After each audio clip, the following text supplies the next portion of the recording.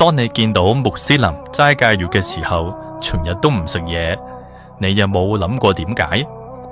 齋戒月係伊斯蘭教入面一個特別嘅月份，每年一次，穆斯林會由日出到日落都唔食嘢唔飲水，唔係因為傳統或者文化習俗，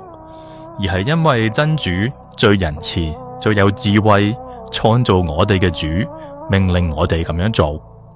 唔係因為令到我哋生活更加辛苦，而係出於慈悲。從外面睇，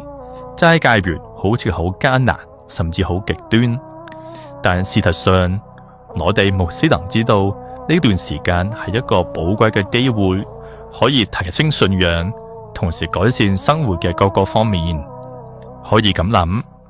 齋戒月係一個讓我哋更加接近真主嘅時刻，係一個提醒我哋係邊一個，同埋我哋屬於邊個嘅時刻。就好似食物同水可以滋養身體，提供能量，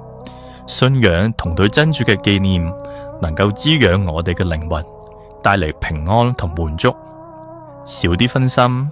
多啲察覺，多啲感恩，多啲自制。